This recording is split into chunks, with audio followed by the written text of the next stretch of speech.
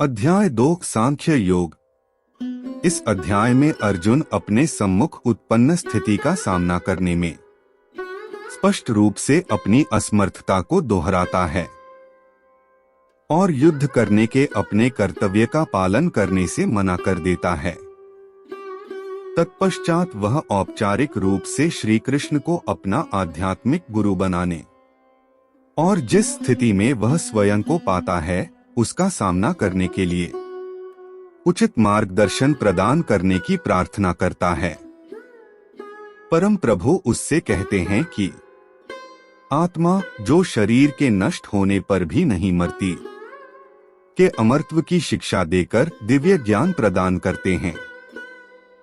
आत्मा एक जन्म से दूसरे जन्म में उसी प्रकार से शरीर परिवर्तित करती है जिस प्रकार से मनुष्य पुराने वस्त्र त्याग कर नए वस्त्र धारण करता है।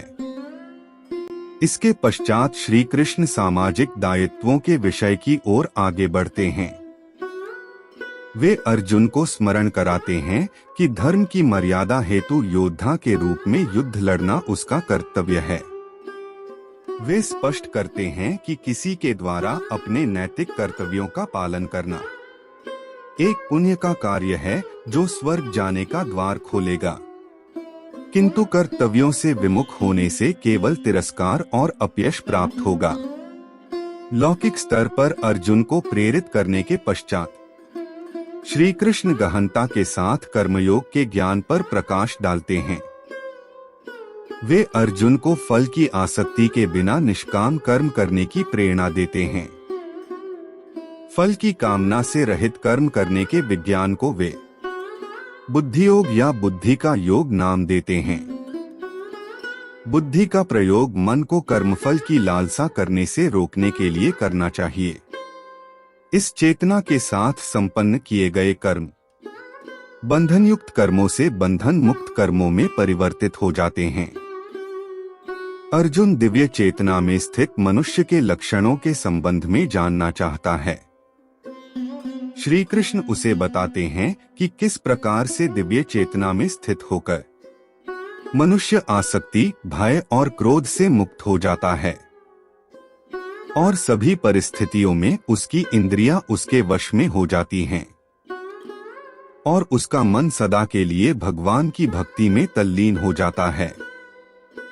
अब वे क्रमानुसार स्पष्ट करते हैं कि किस प्रकार से मानसिक संताप, काम वासना और लोभ विकसित होता है और किस प्रकार से इनका उन्मूलन किया जा सकता है।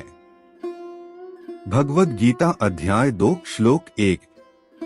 संजय ने कहा, करुणा से अभिभूत मन से शोकाकुल और अश्रुओं से भरे नेत्रों वाले अर्जुन को देखकर श्री कृष्ण ने निम्नवर्णित शब्द कहे, अर्थात अर्जुन की भावनाओं को व्यक्त करने के लिए संजय ने कृपया शब्द का प्रयोग किया है जिसका अर्थ करुणा या संवेदना है। यह संवेदना दो प्रकार की होती है।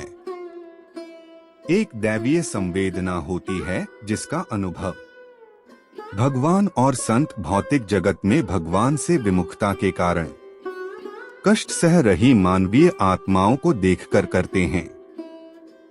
दूसरी दैहिक संवेदना वह होती है जिसका अनुभव हम दूसरों के शारीरिक कष्टों को देखकर करते हैं। लौकिक संवेदना एक श्रेष्ठ मनोभाव है, किंतु यह पूर्ण रूप से निर्देशित नहीं होती। यह किसी वाहन को चला रहे भूख से व्याकुल चालक की ओर ध्यान न देकर वाहन की देखरेख की चिंता करने जैसा है। अर्जुन दूसरी प्रकार की संवेदना का अनुभव कर रहा है। वह युद्ध के लिए एकत्रित अपने शत्रुओं के प्रति लौकिक करुणा से अभिभूत है।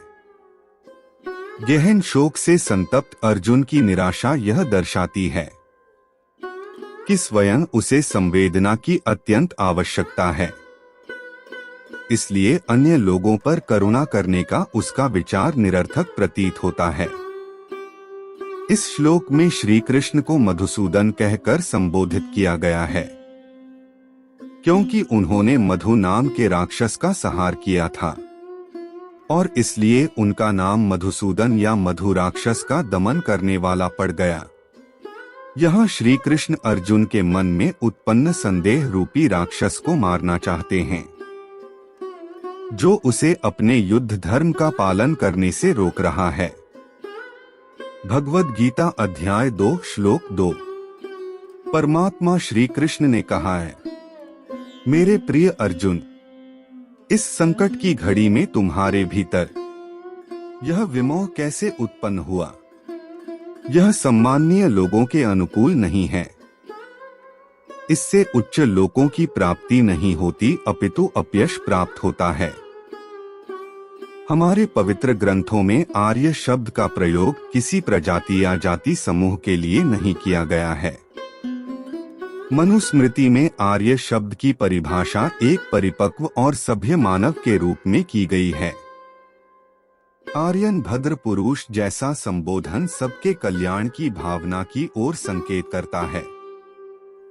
वैदिक धर्म ग्रंथों का उद्देश्य मानव को सभी प्रकार से श्रेष्ठ आर्य बनने का उपदेश देना है। श्री कृष्ण अर्जुन की वर्तमान मानसिक स्थिति को इन आदर्शों के प्रतिकूल पाते हैं और इसलिए उसकी व्याकुलता को ध्यान में रखते हुए वह उसे फटकारते हुए समझाते हैं कि वर्तमान परिस्थितियों में इस आदर्शवादी अवस्था में कैसे रहा जा सकता है। भगवद गीता या भगवान की दिव्य वाणी वास्तव में यहीं से आरंभ होती है, क्योंकि श्री कृष्ण जो अभी तक शांत थे, अब इस श्लोक से बोलना आरंभ करते हैं। परमात्मा पहले अर्जुन के भीतर ज्ञान प्राप्त करने की क्षुधा उत्पन्न करते हैं। ऐसा करने के लिए वह यह तर्क देते हैं कि उत्तम पुरुष के लिए इस प्रकार के भ्रम की स्थिति में रहना अपमानजनक और सर्वथा अनुचित है। इसके बाद वे अर्जुन को अवगत करवाते हैं कि मिथ्यामोह के परिणामों से पीड़ा, अपयश तथा जीवन में असफलता मिलती है और आत्मा का पतन होता है। भगवान श्री कृष्ण अर्जुन को सांत्वना देने के बजाय उसकी वर्तमान मनोदशा को देखते हुए उसे और अधिक व्याकुल करना चाह रहे हैं। जब हम व्याकुल होते हैं तब हमें दुख की अनुभूति होती है, क्योंकि यह आत्मा की वास्तविक स्थिति नहीं है। इस असंतोष की अनुभूति यदि उचित दिशा की अग्रसर होती है, तब वह वास्तविक ज्ञान की खोज में प्रेरक शक्ति बनकर उभरती है। संदेह का उचित निवारण मनुष्य को पहले से अधिक गूढ़ ज्ञान प्राप्त करने में सहायता करता है। इसलिए भगवान कभी कभी जानबूझकर मनुष्य को कठिनाई में डालते हैं, ताकि वह अपनी उलझन को सुलझाने के लिए ज्ञान की खोज करने में विवश हो जाए। और जब उसके संदेह का पूरी तरह से निवारण हो जाता है, तब वह मनुष्य ज्ञान की उच्चावस्था को प्राप्त कर लेता है। भगवद गीता अध्याय 2 श्लोक 3। हे पार्थ, अपने भीतर इस प्रकार की नपुंसकता का भाव लाना तुम्हें शोभा नहीं देता। हे शत्रु विजेता, हृदय की तुच्छ दुर्बलता का त्याग करो और युद्ध के लिए तैयार हो जाओ। अर्थात ज्ञानोदय के मार्ग पर सफलतापूर्वक कदम रखने के लिए उच्च आत्मबल और नैतिकता का होना आवश्यक है, जिसके लिए किसी मनुष्य को आशावान, उमंगी और ऊर्जावान बनकर आलस्य, स्वच्छंदता की प्रवृत्ति, अज्ञान और आसक्ति जैसी लौकिक मानसिकता पर विजय प्राप्त करना आवश्यक होता है। श्री कृष्ण एक योग्य गुरु हैं और इसलिए अर्जुन को फटकारते हुए वे अब उसे परिस्थितियों का सामना करने के लिए प्रोत्साहित कर उसके आत्मबल को बढ़ाते हैं। अर्जुन को पृथा पुत्र, कुंती का दूसरा नाम के नाम से संबोधित करते हुए श्री कृष्ण उसे अपनी माता कुंती का स्मरण करने का आग्रह करते हैं। कुंती ने स्वर्ग के देवताओं के राजा इंद्र की उपासना की थी और इंद्र के आशीर्वाद से अर्जुन का जन्म हुआ था। इसलिए वह इंद्र के समान असाधारण बल और पराक्रम से संपन्न था। श्री कृष्ण उसे इन सबका स्मरण करवाते हुए प्रोत्साहित कर रहे हैं कि वह ऐसी दुर्बलता को स्वीकार न करे जो उसके यशस्वी पूर्वजों के अनुरूप नहीं है। श्री कृष्ण अर्जुन को पुनः परंतप अर्थात शत्रुओं का विजेता के संबोधन द्वारा उसे क्षत्रिय धर्म या महायोद्धा के कर्तव्यों का पालन करने की इच्छा का त्याग करने वाले अपने भीतर उत्पन्न हुए शत्रु का दमन करने की प्रेरणा देते हैं। श्री कृष्ण यह स्पष्ट करते हुए कहते हैं कि अर्जुन जिस प्रकार का मनोभाव व्यक्त कर रहा है वह न तो नैतिक कर्तव्य है और न ही वास्तविक संवेदना है, अपितु यह विलाप और मोह है। दुर्बल मानसिकता ही इसकी जड़ें हैं। यदि अर्जुन का आचरण वास्तव में ज्ञान और करुणा पर आधारित था तब उसे न तो किसी प्रकार की व्यथा और न ही शोक की अनुभूति होनी चाहिए। भगवद गीता अध्याय 2 श्लोक 4। अर्जुन ने कहा है मधुसूदन, हे शत्रुओं के दमन करता, मैं युद्ध भूमि में कैसे भीष्म और द्रोणाचार्य जैसे महापुरुषों पर बाण चला सकता हूँ जो मेरे लिए परम पूजनीय है। अर्थात श्री कृष्ण के युद्ध करने के आह्वान की प्रतिक्रिया में अर्जुन अपनी व्यग्रता प्रदर्शित करते हुए कहता है कि भीष्म और द्रोण मेरे लिए आदरणीय और आराध्य हैं। भीष्म ब्रह्मचर्य की मूर्ति थे और अपने पिता को दिए गए वचन के पालन हेतु वे जीवन भर ब्रह्मचारी रहे।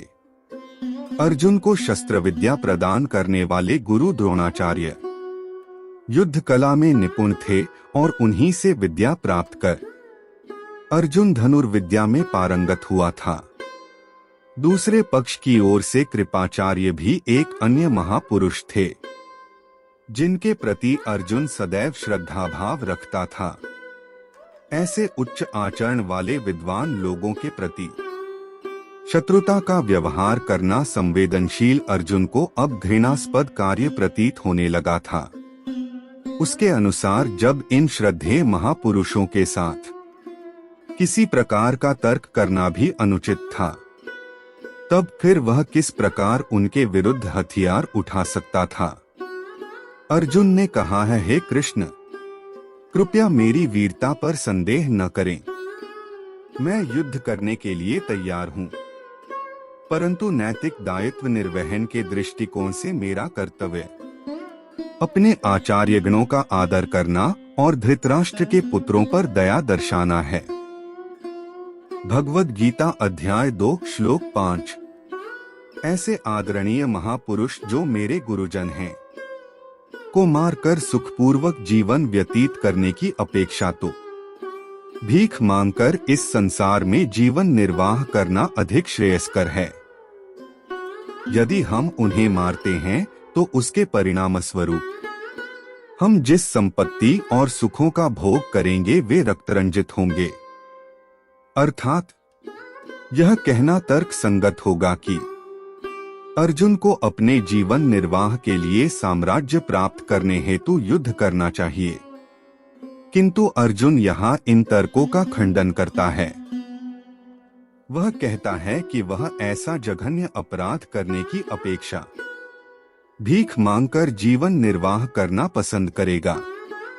आगे वह यह तर्क व्यक्त करता है कि यदि वह युद्ध लड़ने जैसे जघन्य अपराध में संलिप्त होकर अपने आदरणीय वयोवृद्धों और बंधु बांधवों का वध करता है तो उसकी आत्मा उसके इस कृत्य के फलस्वरूप प्राप्त होने वाली सुख संपत्ति और सत्ता का सुख भोगने की अनुमति नहीं देगी। शेक्सपियर के मैकबेथ नाटक में एक ऐसे उदाहरण का उल्लेख किया गया है कि अपराध बोध से ग्रस्त मनुष्य अच्छी निद्रा का सुख प्राप्त नहीं कर सकता। छलकपट आदि बुरे कर्मों से प्राप्त की गई संपत्ति और सत्ता से सुख और चैन छिन जाता है। मैकबेथ स्कॉटलैंड का एक सम्मानित व्यक्ति था। एक बार यात्रा के दौरान स्कॉटलैंड का राजा रात को विश्राम करने के लिए उसके घर ठहरा था। मैकबेथ की पत्नी ने उसे राजा की हत्या कर उसका राजसिंहासन पाने के लिए उकसाया। मैकबेथ ने उसके परामर्श को स्वीकार कर राजा की हत्या कर दी और उसके पश्चात वह और उसकी पत्नी राजा और रानी के रूप में स्कॉटलैंड के सिंहासन पर बैठ गए। 1 वर्ष के पश्चात मैकबेथ अपने महल में अपनी रातें जागकर व्यतीत करने लगा। लेखक लिखता है, मैकबेथ ने षड्यंत्र रचकर सोए हुए राजा को मारा था, इसलिए मैकबेथ रात को कभी सो नहीं पाया। रानी बारंबार अपने हाथों को साफ करते हुए दिखाई देती थी ताकि उसके रक्तरंजित हाथों पर लगे रक्त के धब्बे धुल जाएं। इस श्लोक में अर्जुन यह संवेदना प्रकट कर रहा है कि यदि वह युद्ध कर इन श्रद्धावान महानुभावों का वध कर देगा, तब उसके हाथ भी रक्तरंजित होंगे और उसकी आत्मा उसे किसी भी प्रकार का राजसी ठाठ बाट और राजसत्ता का सुख भोगने की अनुमति नहीं देगी। भगवद गीता अध्याय 2 श्लोक 6। हम यह भी नहीं जानते कि इस युद्ध का परिणाम हमारे लिए किस प्रकार से श्रेयस्कर होगा, उन पर विजय पाकर या उनसे पराजित होकर। यद्यपि उन्होंने धृतराष्ट्र का पक्ष लिया है और अब वे युद्धभूमि में हमारे सम्मुख खड़े हैं, तथापि उनको मारकर हमारी जीवित रहने की कोई इच्छा नहीं होगी।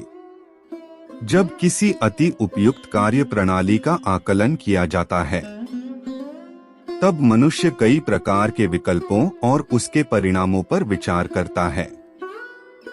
अर्जुन भी इस विवाद में पड़ जाता है कि कौरवों को पराजित करना उचित है या उनके हाथों पराजित होना।